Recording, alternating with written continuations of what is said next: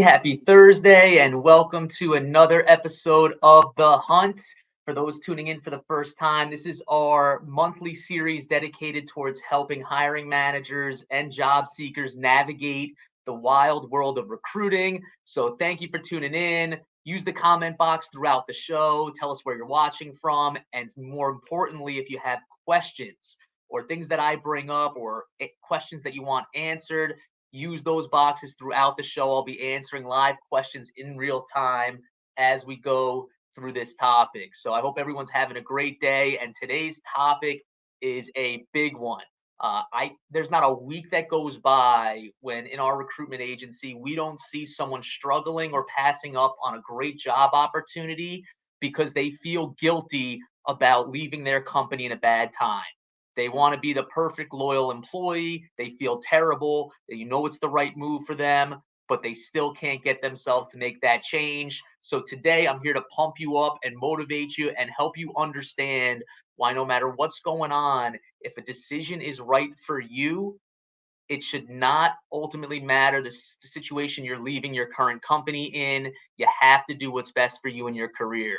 So again, use the comment box throughout the show. If you're someone who battles with this and has a tough time letting people down or doing something that's not going to be favorable, chime in. I want to hear from you, and hopefully I can help give you some reasoning and understanding of why you have to be a little selfish when it comes to your career. And the first thing I want to do is share a survey we did last week on LinkedIn that speaks to this exact topic.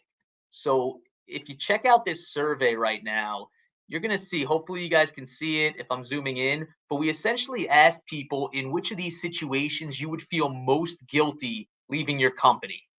And you see a pretty interesting spread. So a 45% wouldn't want to leave their company before a deadline or before a busy time of year. 33% wouldn't want to leave their company right after they got promoted. They'd feel guilty.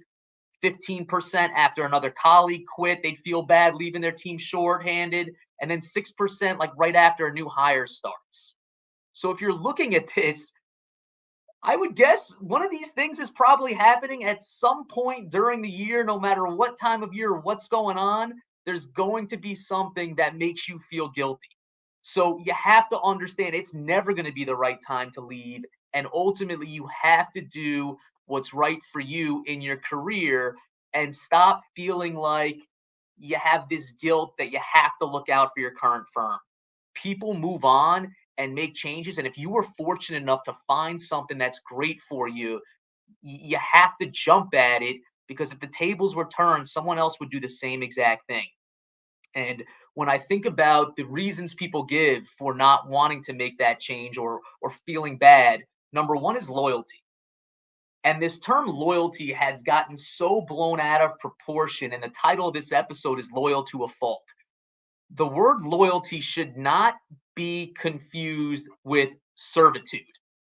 Servitude is like blind, almost enslaving yourself to the benefit of someone else.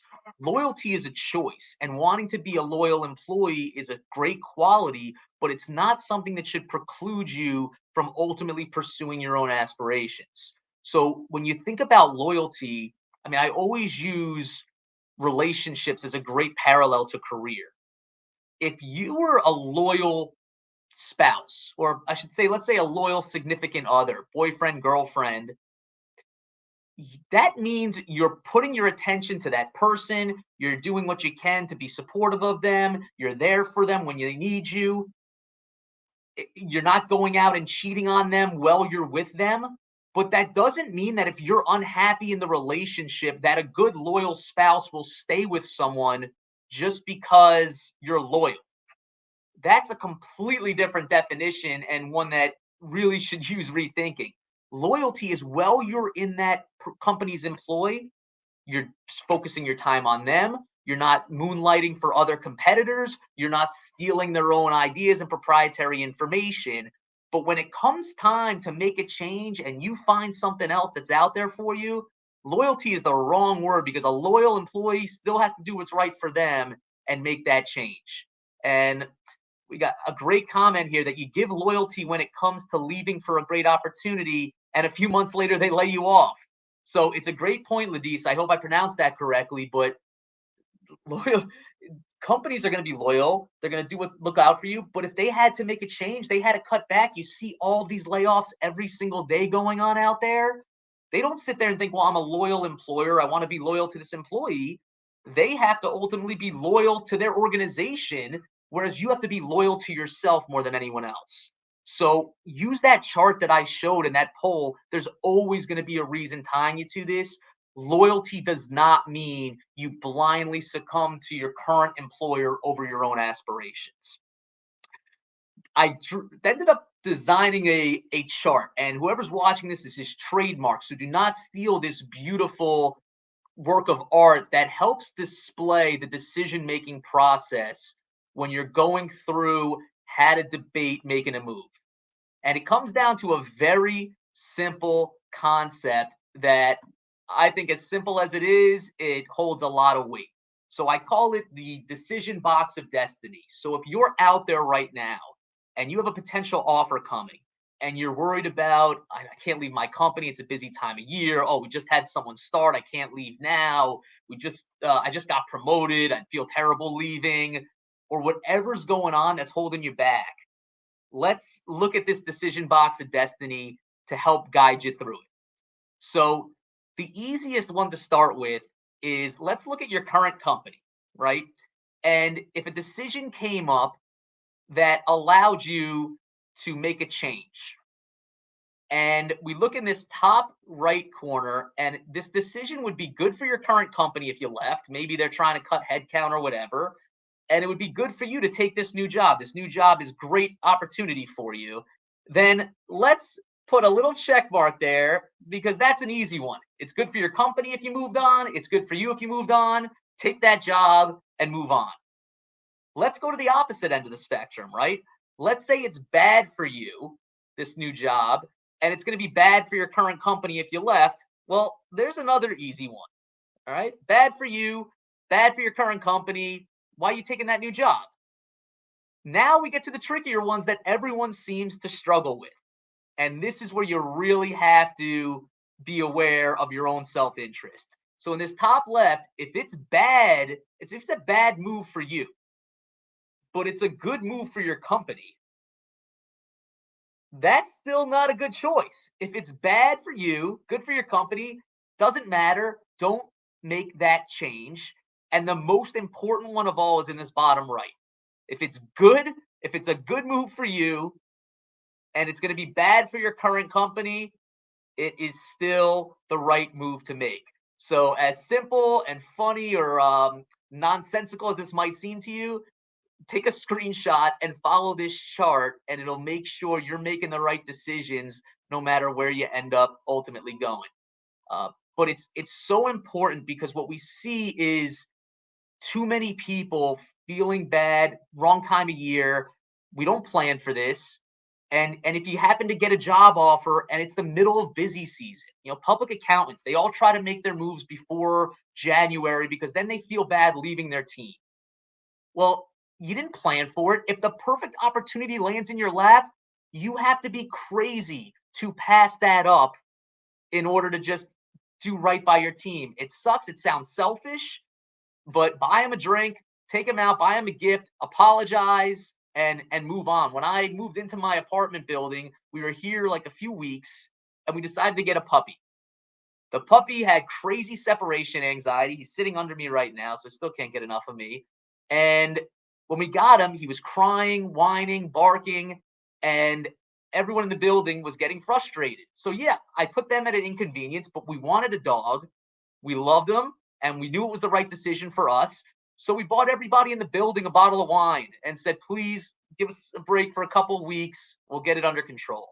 So really focus on doing what's right for you. The others around you will forgive.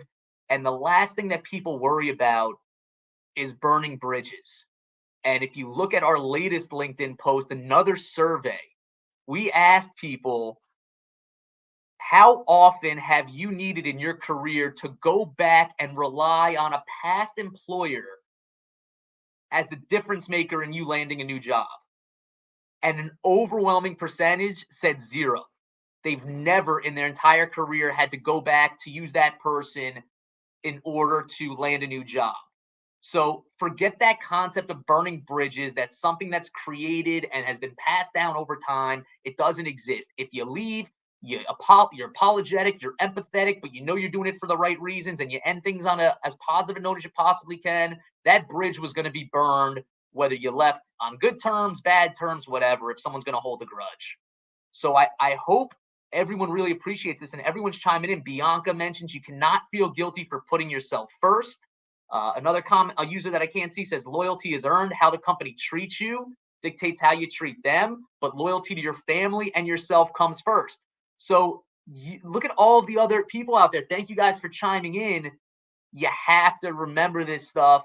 And I would love to hear from someone. We're going to wrap up now. But if any of you have been in a situation where you remained loyal to that employer, you passed up on an opportunity because the timing wasn't great, you felt bad for your company, so you passed up on something for yourself to the benefit of your current company, and then it came back to bite you. I love for one of those comments to pop in if that happened to any of you out there.